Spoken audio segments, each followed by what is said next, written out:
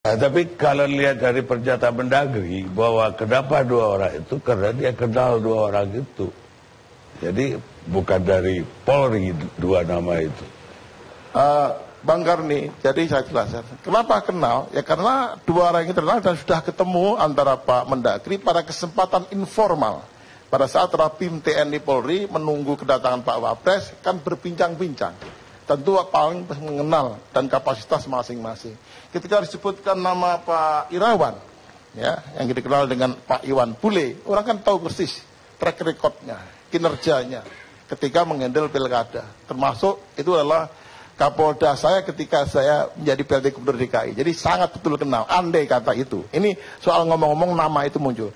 Jadi nama itu muncul bukanlah kewenangan dari Pak Mendagri, tapi adalah usulan. Nah, bagaimana Pak Kapolri memilih 2 nama ini tentunya pasti ada backgroundnya. Jadi posisinya seperti itu. Kita siap, kita pasti menerima nama-nama itu dari instansi Polri. Iya, yang saya dengar justru surat dari Mendagri itu dirapatkan pun belum oleh Mabes Polri.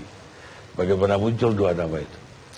Saya tidak tahu, nanti mungkin bisa dijelaskan oleh rekan-rekan dari Polri internal. Jadi persoalan internalnya itu, kami juga belum terima usulan tersebut. Jadi belum menerima usulan tersebut, informal aja kemudian disampaikan. Dalam bincang-bincang sambil ngopi, begitu Bang Karni.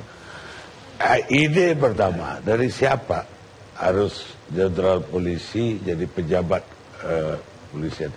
Saya kira inisiatif diambil Pak Mendagri berdasarkan jurisprudensi atau pengalaman sebelumnya.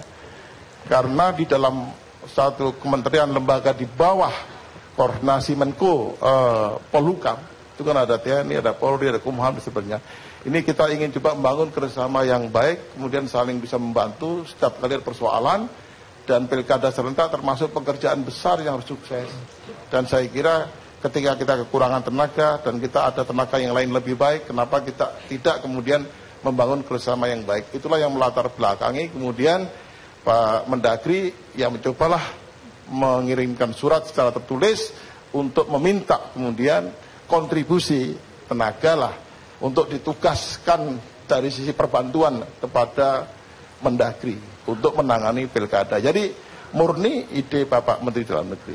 Apa Inspektur Jenderal Irawan sama Martuani udah menyatakan bersedia untuk jabatan ini? Kita belum bertemu dalam konteks kesediaan, dan itu pasti dalam proses di internal Polri, ya pasti untuk kesediaan dan seterusnya itu pasti ada komunikasi lah. Dan itu yang tidak kami rekod masuk ke Kementerian Dalam Negeri. Artinya belum keluar dari institusi Polri sendiri, pertimbangan-pertimbangan apa dan seterusnya. Jadi kita cuma mengenal namanya pun dalam. Karena kritik dari publik ini, apa kita akan kembali kepada Orde Baru? Antara waktu reformasi, salah satu perjuangan reformasi itu adalah menghentikan 2 fungsi TNI dan Polri sebelumnya. Silakan. Baik, Bang Karni. Jadi apapun namanya kebijakan pasti ada basisnya, regulasinya yang menjadi bahan pertimbangan. Jadi yang namanya PC, ada PCS, ada PLT, ada PLH. Saya ingin berikan dulu klarifikasi supaya jelas. Baik. Untuk Jawa Barat itu istilahnya adalah penjabat. Jadi penjabat gubernur. Itu beda dengan juga PLT. Demikian juga untuk Sumatera Utara juga penjabat gubernur. Kalau penjabat gubernur sesuai dengan Undang-Undang 10/2016 tentang pilkada, itu kalau gubernur yang definitif itu sudah berakhir masa jabatannya. Namanya akhir masa jabatan AMJ. Yang jelas untuk Jawa Barat itu 13 Juni 2018, sedangkan untuk Sumatera Utara itu 17 Juni 2018. Sehingga sampai tanggal tersebut gubernurnya tetap masih Pak Aher di Jawa Barat, Sumut masih Pak Eri.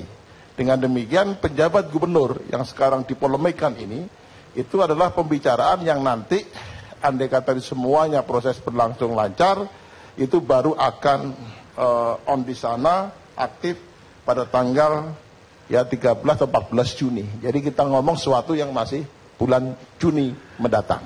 Jadi baru jadi gagasan ini. Jadi masih gagasan, tapi ada proses yang ini saya mau jelaskan Juni. Nah, untuk mengantisipasi karena ini pilkada ini bukan seperti dulu, pilkadanya cuma ya istilahnya parsial dikit, kita bisa tackle. Tapi ketika dikatakan serentak, harus sebuah kebutuhan yang kemudian dengan tingkat kerawanan yang berbeda, kita butuh sejumlah pengisi kekosongan jabatan. Nah, serentak, karena itulah, karena pilkada juga menjadi gawe bersama nasional yang harus sukses, Bapak Menteri Dalam Negeri bersurat sebenarnya secara tertulis, tidak menunjuk provinsi, tidak menunjuk orang, ya kepada, tidak hanya ke Kapolri, kemudian kepada Polhukam, kepada Kumham, beberapa kementerian, kemudian untuk sekiranya dapat membantu, ini tugas perbantuan, membantu Kemendagri kalau ada calon yang memang tepat dan bisa sesuai dengan kompetensinya untuk ditempatkan sebagai entah itu penjabat gubernur, penjabat sementara maupun PLT. Surat itu dikirimkan kepada beberapa kementerian terkait. Nah, posisi kebetulan saya mau melengkapi dulu yang namanya istilah 4 tadi supaya paham publik. Saya lihat dalam pemberitaan sering berbeda-beda penyebutannya.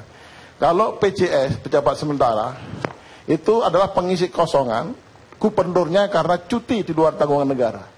Maka kita sebut pejabat sementara. Sementaranya adalah sementara cuti saja. Karena gubernurnya masih dijabat oleh yang cuti tadi. Tapi kalau PJ saja tanpa S itu karena memang gubernur sudah berakhir. Sehingga besok tanggal 12 atau 15 ketika cuti di luar tanggungan negara karena dia petahana itu di drop sebagai PJS. Nah, kalau wakilnya tidak mencalonkan, maka wakilnya menjadi PLT gubernur. Jadi kalau ada tulisan PLT gubernur, pasti dijabat oleh wakil gubernur. Nah, kalau cuma sehari 2 hari, sisa jabatan diisi oleh pelaksana harian, yaitu sekda. Sehingga kita konteks hari ini, untuk Jawa Barat dan Sumatera Utara, kita bicara sebagai penjabat gubernur. Nah, polemik ini muncul ketika Pak Mendagri bersurat, tapi yang jelas saya ingin tegaskan tidak hanya ke Kapolri, tapi beberapa KL terkait. Nanti akan dikumpulkan untuk dipertimbangkan, diusulkan kepada Bapak Presiden Republik Indonesia. Jadi itu bahasa kita adalah itu. Nah, dari sekian surat ini, yang kemudian pertama kali merespon dengan cepat adalah Pak Kapolri, posisinya. Jadi dalam posisi kita, tidak menunjuk siapa orangnya, tidak, provinsi mana, tidak. Itu adalah kebijakan lokal dari Bapak Kapolri, itu posisinya. Akhirnya ditunjuk 2 orang yang kemudian disebutkan, itu Pak Irjen Iriawan dan Pak Irjen Martuani Surmin. Itu posisi kebijakan di internal Kapolri, dan itu pun usulan belum disampaikan kepada Bapak Menteri Dalam Negeri. Jadi belum, itu baru pembicaraan informal saja. Nanti kami sambil menunggu dari kementerian lain untuk masuk. Saya kira itu posisi yang pertama, Bang Karni, statusnya. Kemudian yang kedua, jadi bulan Juni nanti, jadi baru kita akan aktifkan. Nah, karena status PJ itu diangkat oleh Presiden, ada sebuah proses yang panjang. Jadi berat ABC sampai Z ini baru menginjak A saja ini sebenarnya. Posisinya, yang ramai hari ini kita baru menginjak A. Padahal prosesnya akan panjang, ada proses penelitian, kemudian pengkajian, dan seterusnya. Termasuk juga bagian dari proses itu yang mendengarkan berbagai pendapat. Makanya dengan adanya ILC dengan mengangkat tema ini, kami pun juga banyak berbagai masukan beberapa minggu terakhir ini. Jadi kami sangat menghargai sekali proses masukan tersebut.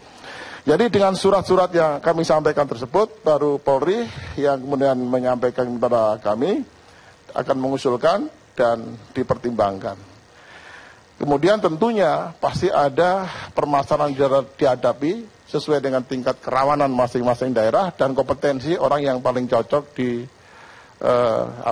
ditempatkan di situ. Kami juga mendengar berbagai masukan. Polemik terjadi dalam 3 perspektif. Saya lihat ada aspek regulasinya juga dipersoalkan, etika dan politik. Dari ketika ini saya ingat apa yang disampaikan Profesor Mahfud. Memang secara regulasi katanya memang tidak masalah, tapi hanya persoalan etika dan politik, itu macam-macam.